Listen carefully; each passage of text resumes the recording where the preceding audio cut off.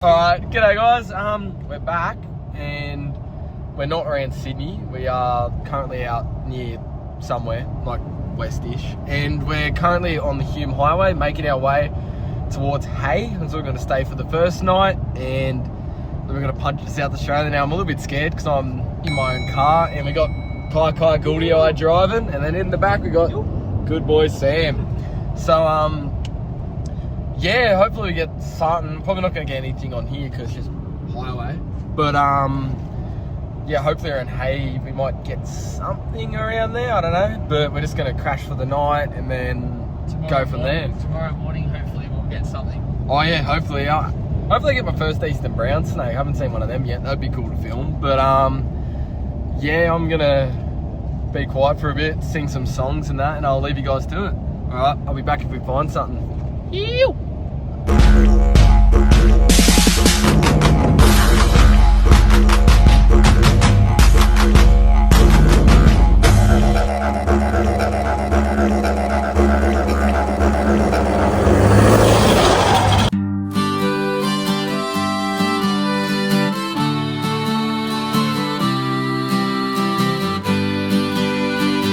Pulled over and Kai Goold somehow spotted this little fella. Now this is of course a juvenile red-bellied black snake. Now, as Kai just said, these guys are mainly a diurnal species, but this guy is out at about 10, nearly 11 o'clock at night. This little fella, sick little guy, beautiful colours on him.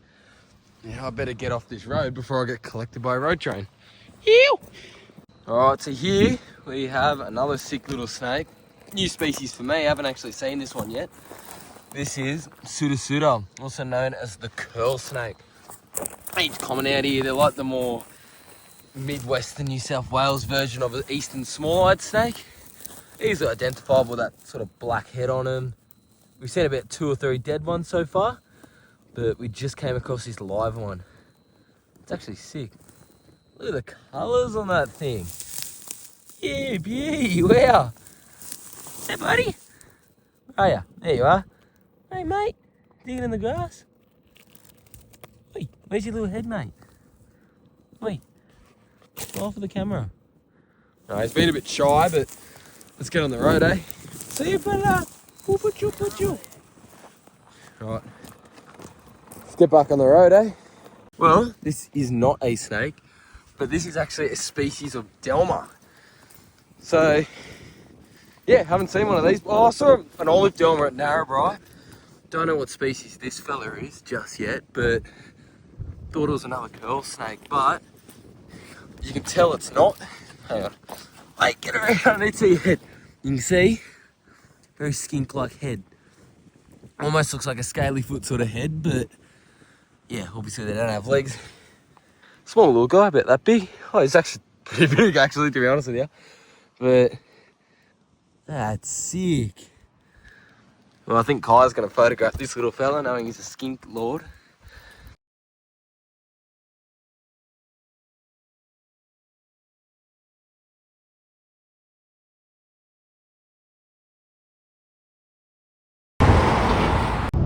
Alright, morning guys. Well, it doesn't look like morning, it's pitch black, but that is just my terrible window tint. But we're just leaving, or we're near Hay now, and last night I had a pretty rough sleep. I only got like an hour and a half because this junkie dude had a generator on. But you know, whatever, they're doing their thing. But yeah, I found a straps down at Delma. That was a new species for myself, Kai, and definitely Sam. New species. What else did we see? The red belly, that was cool. And an eastern brown, the first find of the night, literally got hit by some Land Cruiser like right in front of us. It was not good. Yeah. But we're currently making our way to South Oz.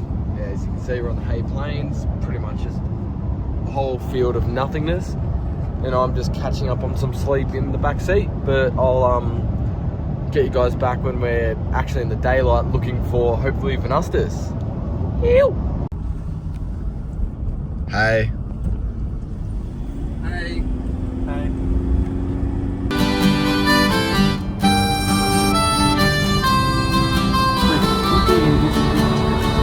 They set up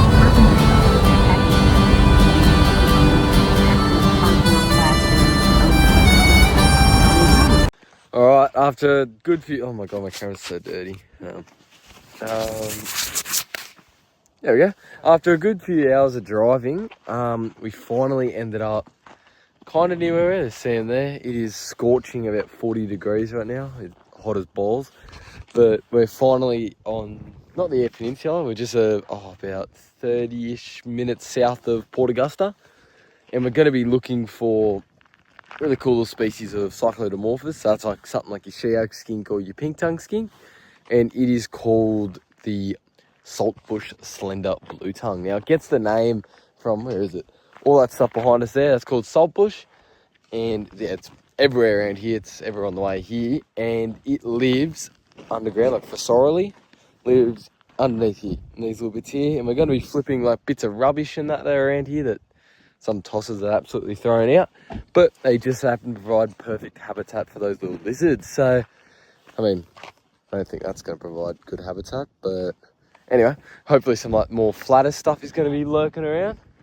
What? Yeah, right. But yeah, we're going to get raking before I cook. Ew. So I haven't been going for too long. Just underneath this little bit of tin here, that's an adult binos gecko. Now, where is he? There you go. Yeah, so even on a 40-degree day, this tin is hot to the touch.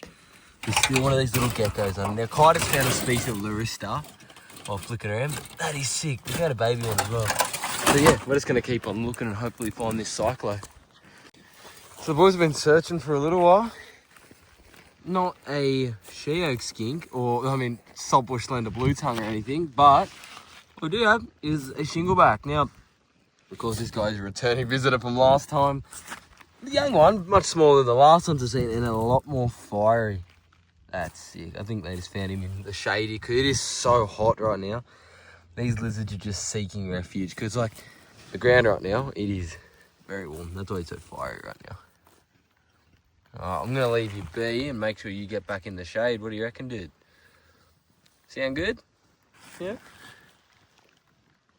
Alright, you off you go. I'll leave you be. Alright, see you, bro.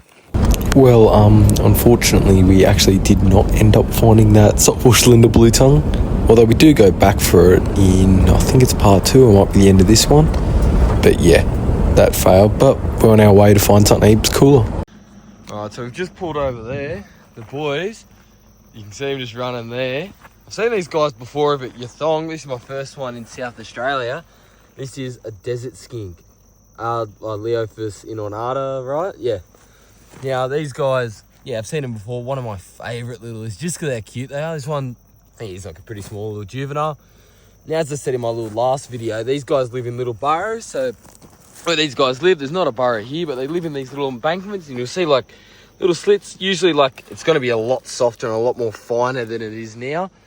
But they live in these little burrows, and they only really come out within the 40 minutes before and after dark, like around dusk sort of thing. So they're very, very crepuscular animals sort of thing. But yeah, they only come out in this sort of period, but they come out in droves. Like, this is one of 2 that we've found so far. But yeah, such a cool little skin. Cool to see him again. But yeah, let's get back on the road and try to find some bigger laps, eh? Yeah. I honestly don't even know how Kai saw it. Here's some sort of gift, but this is a beaded gecko. Haven't actually seen one before, but according to him, they are common as. But where's he going? Please, sit still. Come on. Right, let's get it. Okay. You're just gonna make this really difficult, aren't you? There we go. Yeah, so that's a beaded gecko. Oh my. You serious? So as you can see, they're a bit of a pain. Oh, yes, there we go. Beautiful little patterns on him there. Look at that. Okay, all right. Well, I'm gonna get photos of you, little fella. You're not getting away that easy. All right, let's get my camera. Ew. So, Kai just found this guy. Now this here is a Ranger's stone gecko. Cool little guy. Haven't actually seen one of these before. That's sick. Got a regen tail, so he probably dropped it off sometime in the past or something, but still a sick little gecko. Oh, off he goes. See you, little fella. I might get some photos of you before you go. Alright, let's get my camera. Alright, so on this little branch here, we have another really cool little gecko species you can find around here. Now this is Strophus intermedia. So I mean, I've seen them elsewhere, but I haven't actually seen them in a good little while. But yeah, beautiful little gecko on him. Gotta love him. Spiny-tailed gecko. That's sick. Look at him. He's actually posing really well. Car's right there. He's just chilling. Sick. Now this little gecko here, I think Kai said it was like a ranger's stone gecko or something like that.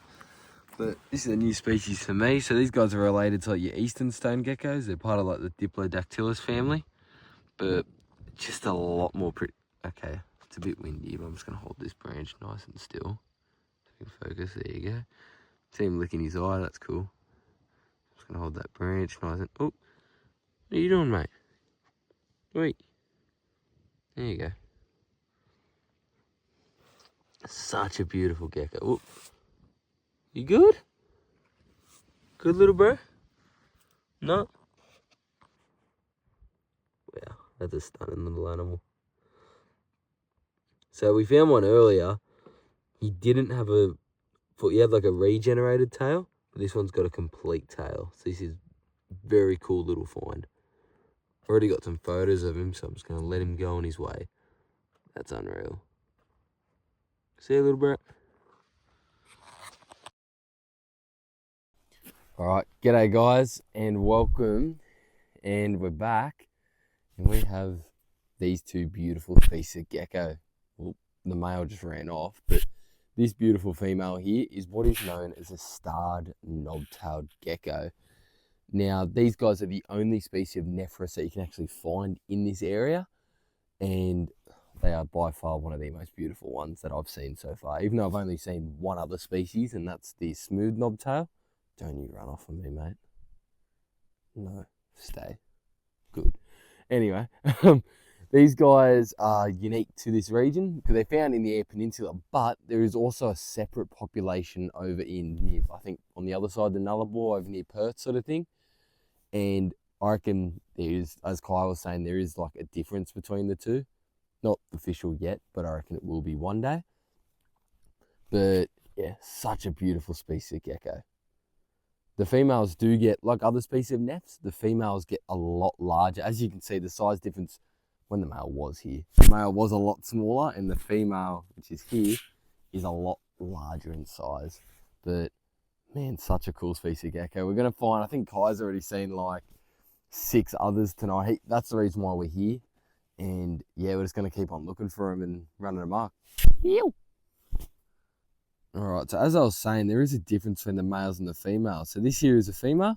As you can see, she is quite large. She's pretty big.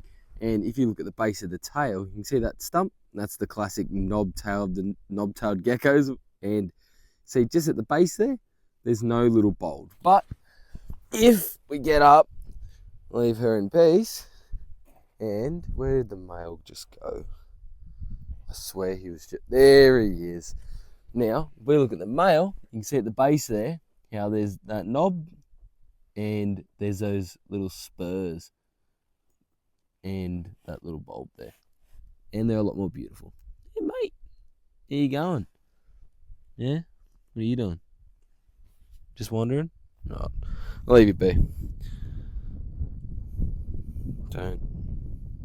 So now you decide to sit still when I'm not actually filming an intro. Oh my god, you are adorable. Oh my god. You are so precious. So that's him there just digging around. Like other nephs, they are pretty good at digging, and I'm not sure if they dig, like, I think Amy dig burrows in there. I could be wrong. Might have to ask Kai, the gecko expert, but it's probably just digging around. That's sick. Oh, there's the female. How you going? Beautiful colours on them. There he goes. That's sick. Man, I'm having so much fun right now. I think Kai is off in the distance somewhere trying to find more. There's cameraman Sam putting up with my shenanigans. But yeah, I'm going to get some photos of maybe you, because you look really nice. But yeah, nice. Alright, hey guys, we're back and we're currently just cruising this very long stretch of road down on the Eyre Peninsula looking for Thorny devils. Now, we were on this stretch of road last night and that's where we found like the stellatus and stuff like that. But fingers crossed we're going to get a Thorny this morning. But since it is only 19 outside, hang on, where's the... Oh, you can't even see it, never mind. But yeah, since it's like 19 outside, we're going to go try looking at these rock stacks nearby. We're going to try and get some gidgee skinks, which are a really cool species of Agurnia that I haven't seen before, so it's going to be an awesome tick. But yeah, we're just going to make our way there and hopefully find a Thorny or something on the way.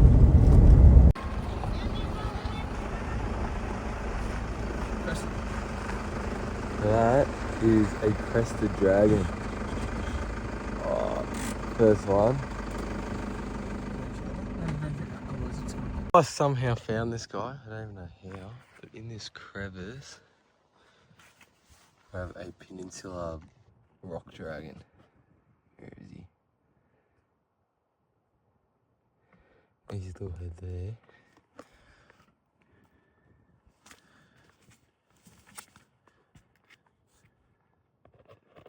Trying to be close. Where is he? Oh my, this camera's...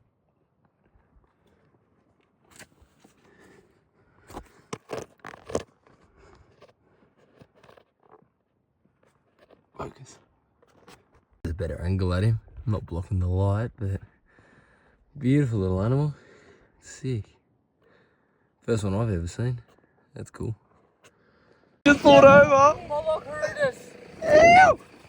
Oh, he's so much bigger than I thought. Oh my god! Oh my. Hell yeah, Jai! Ew! Oh my god. Molochorodus, the thorny devil. That's so good. Ew! I told you it was good. Alright, g'day guys, we're back and our luck has paid off. Now this is of course the thorny devil, also known as Molochorodus. Now this species is a very unique agamid. So your agamid's a species of dragons that you find here in Australia. So stuff such as your central bearded dragon, your tiny little mallee dragons, all sorts of stuff. And this guy is probably the most unique out of the bunch. Now, as Kai was saying earlier, these guys are a monotypic genus, which means that there is only one of these species in this whole group of Moloch. And these guys are a very unique agamid. Like, you couldn't imagine this thing being related to a beardy or anything.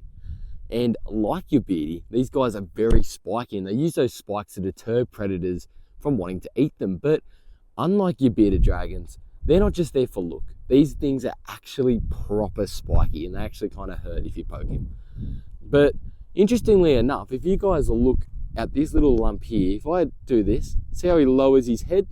That's his defensive posture. So he'll lower his head and there's that fake little head on the top and that sort of acts like a false head. So that makes the predator think that's the spot to bite and the predator bites it. And there's two very, very solid spikes there that will definitely give that predator a mean time. But when this guy is walking, he sort of does like a bit of a shuffle. And the reason for that is to look like a leaf or a bit of bark blowing across the path. He sort of moves like this. So 2 steps forward, 2 steps back. And that allows him just to look less obvious. And that is also why he lifts his tail up and stuff like that, just to keep off the ground. Because this ground is very hot and that also serves a purpose just to keep him up off the ground. So as he's walking, you can kind of see 2 feet on the ground, a few lifted up, and he sort of does that shuffle because that, yeah, not only camouflages, but prevents him from absolutely being fried on the ground. But I'm going to demonstrate to you guys what these guys are also really well known for. And that is the ability to drink with their legs. So I'm going to go ahead and grab this water bottle and we're going to demonstrate that in a second. We'll be back. Beautiful animal here is of course the thorny devil. Now what we're going to demonstrate, if he sits still, down under my legs, mate. Where are you going? Now, oh my god, this thing's so hot. Now we're going to demonstrate the capillary action with their legs. So if I pour water around his legs, hopefully it's going to work. Pour a bit of water on here. Now if you guys look at his skin, see how the water is slowly moving up towards his head? and eventually you'll actually start to drink it. So it's kind of like how when you and me drink out of a straw, it soaks up water from like the lower points, draws it up, pulls more water with it, and that actually allows him to drink without even bending over. So when it's raining, small puddles like this that are demonstrated with the water will form, and he will soak up that water without like getting all the dirt and stuff, and he can just stand there like this, all camouflaged, high on alert, without actually risking, dying or anything. So that's a really cool ability, and it also allows him to collect that morning dew. So sometimes in the morning here, the only moisture that's really around is that morning dew that comes up, and that can build up on their skin and on surrounding leaves. So when they're walking around, those dew builds up on their back, and they can bring it up towards their head.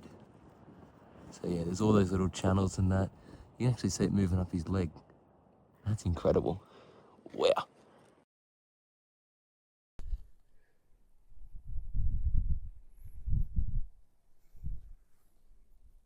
Yeah, we're not even a few meters. We got another equally as large one. Oh my god, that's two Thornies. That's a big one. It's a chunky one. No way. How's that? I've never seen a Thorny. Now I've seen two in like half an hour. Yeah, boys! Ew! Oh my god!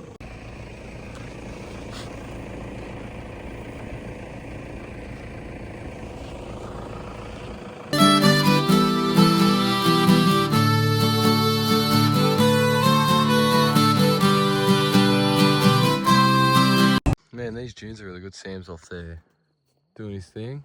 But we did have in front of us. Oh no, this is embarrassing. Where'd he go? Where'd he go? Alright. Now we're gonna have to try to find this. Oh.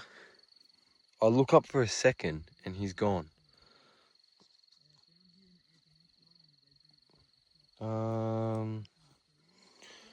Where is he? Okay, this is awkward. There was a decent sized stellatus. Okay, here we go. Footsteps. So that's where he was. Let's follow the footsteps.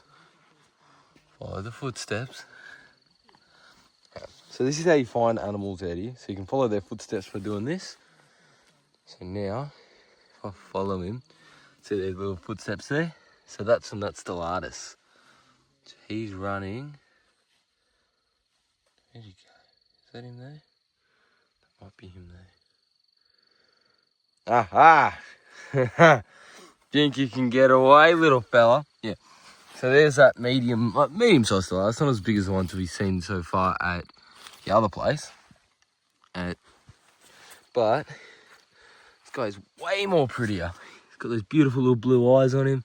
But yeah, you can see those little tracks he's leaving behind. Wait, where are you going? Running right back to me. Yeah. How's that? Beautiful little gecko. Well, that's sick, but I've still got an Assimilis to find. Let's do this. Right, so at the end of this branch, we have the creature we came all the way out here for.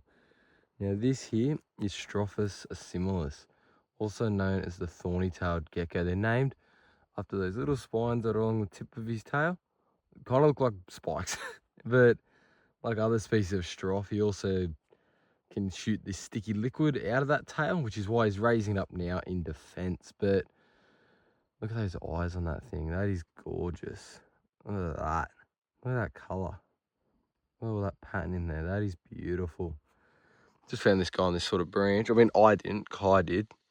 But, oh my God, thank God Kai's here tonight. We would not be able to find anything. Look at that blue tongue. Wow.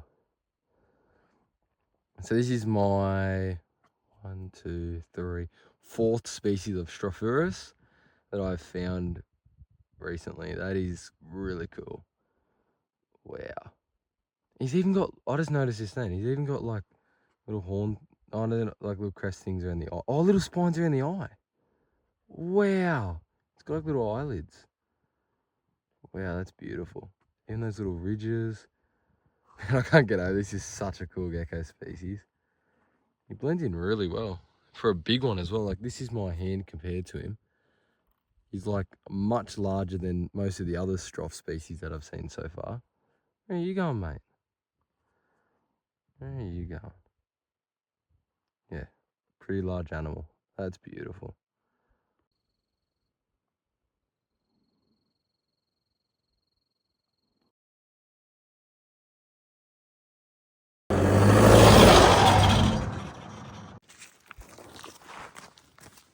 Another shingleback. Second one of the trip. Surprised we haven't seen more so far. This one's probably the littlest one I've ever seen. We're just cruising, trying to look for some brown snakes. Oh yeah, cranky little one. But yeah, we're just out here in this habitat along this road, looking around. Sick little dude. Oh, good mate. Off you go. Yeah. All right. We'll let him bugger off. Brown snake time. Let's go looking for brown snakes, eh? Ew.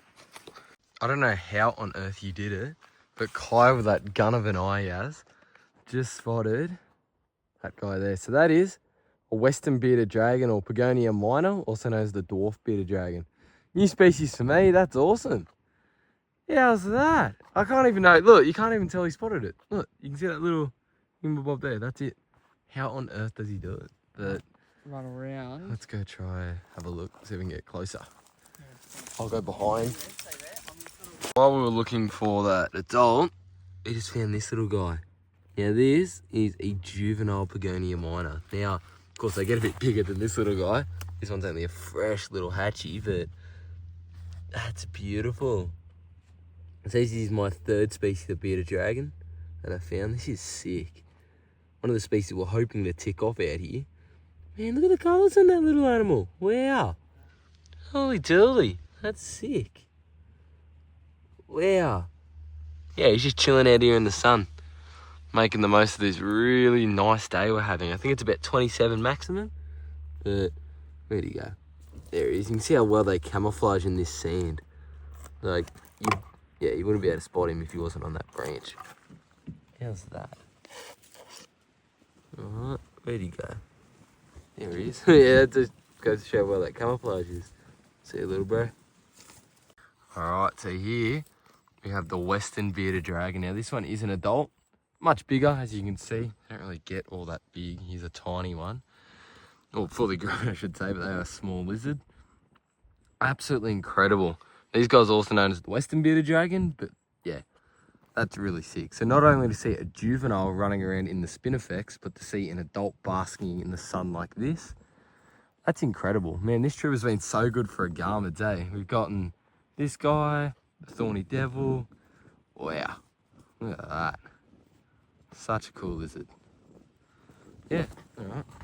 I'm gonna leave him be. I'm gonna get some photos of him real quick, and then yeah, let's try to find some, maybe a dugite or something like that.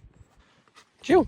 Right, we're just here, just outside of Kimber, this really sick salt lake, and thought there's no better place for me to film an outro, eh?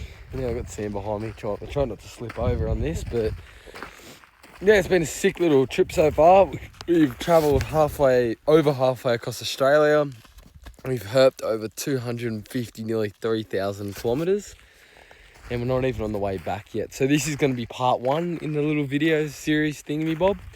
And part two is going to be me herping at like Penati Lagoon. That's where we're going tonight, looking for either Gillini, Varanus Gillini, the Gillen's monitor, or we're going to be looking for Delani, the Penati Lagoon knobtail, which is the endemic species of knobtailed gecko you can find there, and hopefully some other species around there as well. And finally, on the way home, we're going to stop off, I think like, I don't know, just past Mildura or something like that.